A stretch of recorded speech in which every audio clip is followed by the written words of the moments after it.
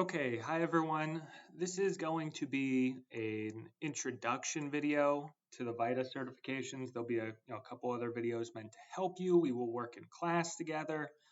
So the idea with this, first off, what is VITA, right? So it's an IRS program. It's called the Volunteer Income Tax Assistance Program, and it's really designed to provide low-income taxpayers an opportunity to get their tax returns prepared for free, right? Because if you go to H&R Block or something like that, you're talking like $300, $400, $500 for simple returns that people can do and help you for free through the VITA program. Now, what we're doing, right? We're becoming VITA certified, basic certified. Now, let me kind of clarify a few things here. First, just because you're certified does not mean you have to volunteer, right? We're basically just leveraging the tax software, leveraging the materials to help you guys become certified in this way. So there's no obligation. You don't have to volunteer. Hey, if you want to in the spring, you're not doing an internship, you want to go get a little bit of experience, sure, this is great. So the reason I do this is twofold. Right? One is it gets us into tax software. Depending on the firm you're at, you may be more into software, you may be more into consulting, but it's showing some software that we're doing. That's the first reason.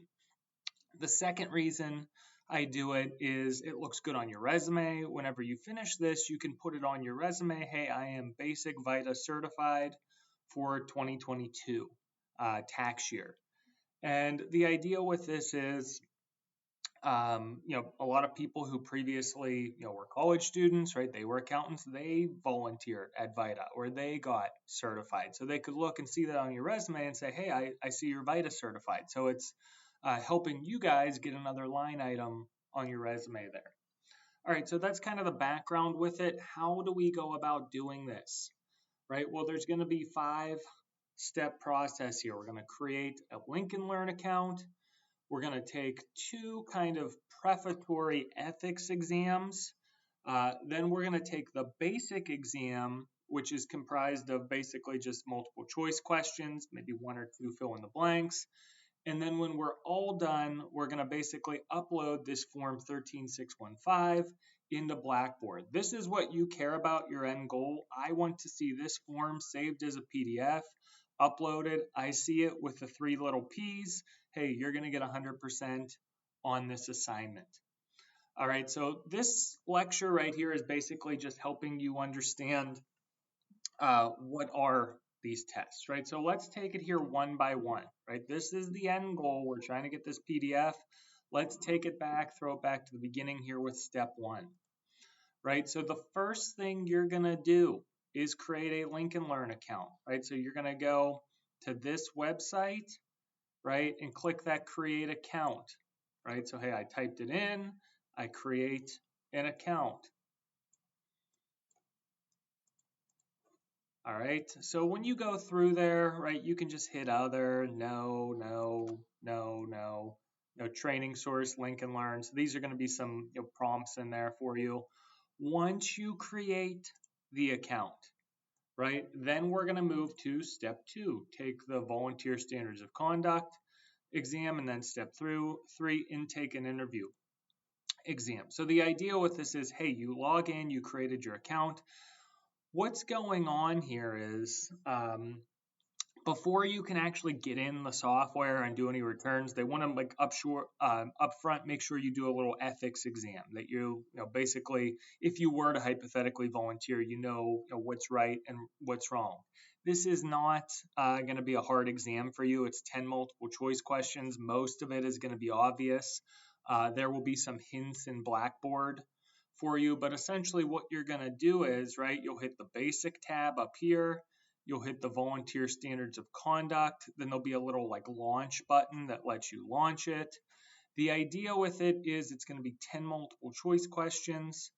You do only get 2 attempts, so it's not unlimited attempts, and there will be kind of a textbook or PDF in Blackboard meant to help you, but the hints as well as our prior learnings in class, you should be pretty good on this. So you got to start with this one first. You can't like jump around. They're like lockstep. You can't do the second exam. Like if you were to try to do that or the basic exam, it would say, hey, you need to do those other things first, right? So first thing you want to do is complete the volunteered standards of conduct. Look at the hints, look at the textbook. 10 multiple choice questions, not that hard. Once you finish that, right, then you're going to go down, you're going to click this, it'll say launch.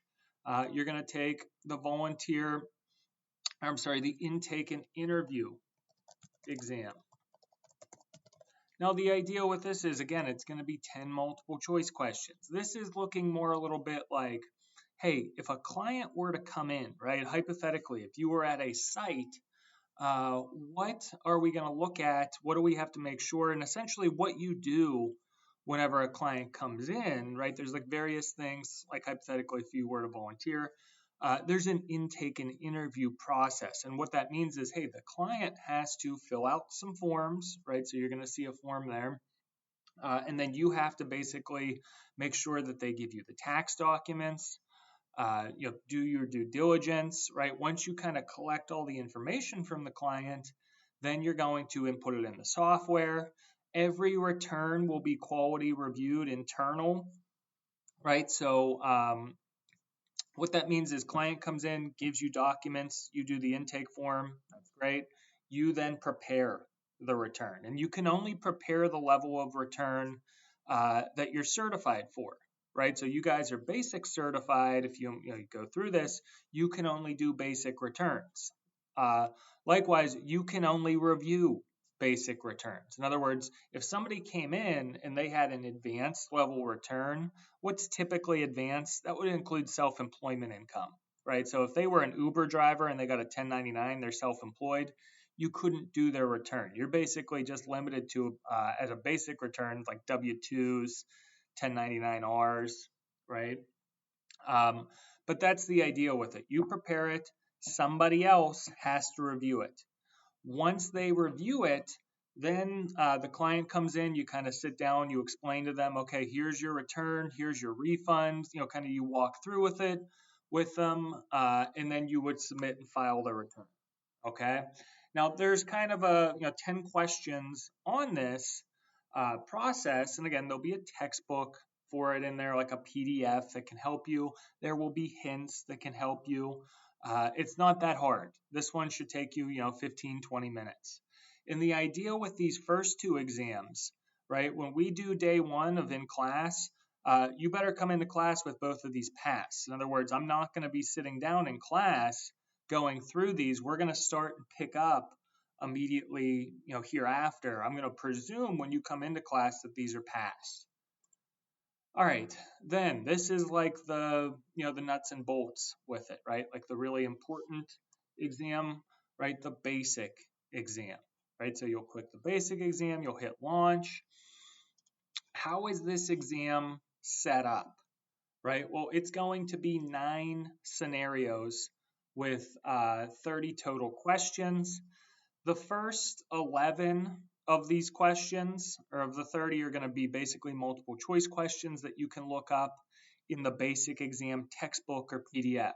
There will be hints. They're not that hard in there. They're just kind of general stuff we've learned about in class. Thereafter, right, the last 3 scenarios, right, so there's 9 scenarios, and 30 questions total. We said 11 are just kind of upfront prefatory. Then you're going to have 3 scenarios where you have to enter information into the tax software, right? And in this way, each scenario, the remaining 3, so I think it's like 7, 8, and 9, have a series of questions. They're all, but like 2 of them going to be multiple choice. And the ones that are not multiple choice are going to be fill in the blank. So it'll be something like, please enter into the line item the total tax that was withheld. Please enter in the blank how much of a deduction they get for this. And the idea with it is, right, for these kind of items, especially tax withheld, you won't know that unless and until you complete the return for the individual. So what that means is, for these kind of advanced scenarios, 7, 8, 9, there's going to be client intake forms, right? So with that, right, and let me see if I can find it real quick. Go to my downloads. Right, so here we go.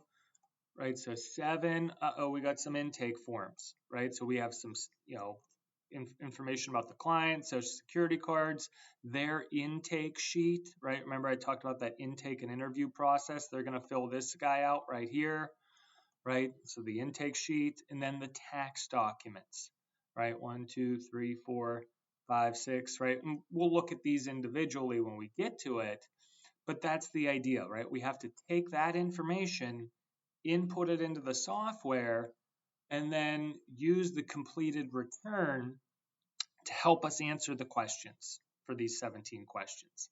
Some of them, right? So there's like 3 scenarios where like 2 of them we'll put into the software. The third one you can kind of answer without really putting into the software. But we've been talking about the software, talking about the software. What does that mean?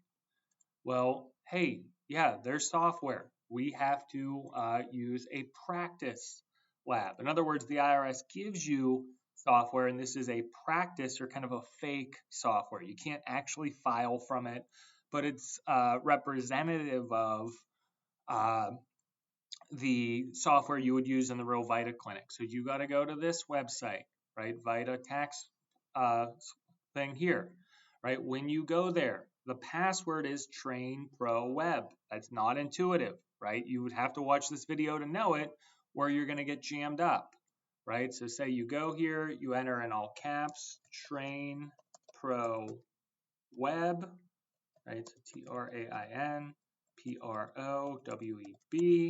log in.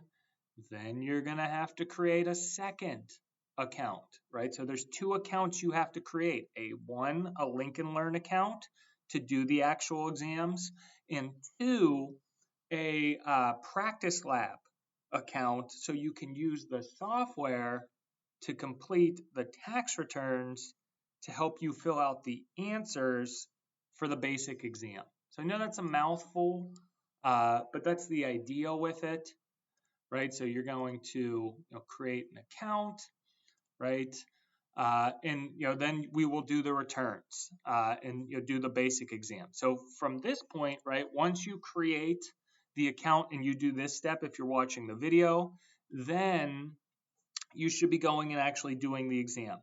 There's hints in Blackboard. There's going to be videos in Blackboard to help you, right? Whenever you're done, right, you finish the intake and interview exam, the VSC exam, the basic exam. You're all done and you pass, right? What you're then going to do, right, is move on to step 5. Right here, right? Oh, you passed the first exam, you passed the second, you passed the third. Again, you only need an 80% on these to pass, right? Then what you're going to do is click right here. This is how you get your points for the assignment, right? Don't be printing these, right? That is wrong. I do not want print certificate. I want this right here, right? So you're going to click that guy right here, right? It's going to open up this form 13615, right? It'll be 2-page PDF. It's going to say your name, right? Your information. What I'm looking for are these 3 P's, right? P, P, P. This shows me that, hey, you did the VITA certifications and you passed the 3. If I see your name, the 3 P's, and I'm going to give you 100% for the assignment. Now I can cross-reference this, right? In the sense like I can go in and contact the IRS from working with VITA before and make sure you actually did pass these. So don't be like trying to fake it or something. I can catch that, and I have caught students trying to do that before. But the idea with it is this is what you're going to first download. So hey, you finish the exams, click here. It'll download this PDF, save that to your computer, right? Then what you do is when you finish, you go here, right, and you upload that PDF, right? I want that 13615 showing the 3 Ps. Don't submit anything else other than that, right? So we'll finish here with the orientation on it, but there will be separate videos and hints and things like that for you when you're actually taking the exam. So look in Blackboard for those.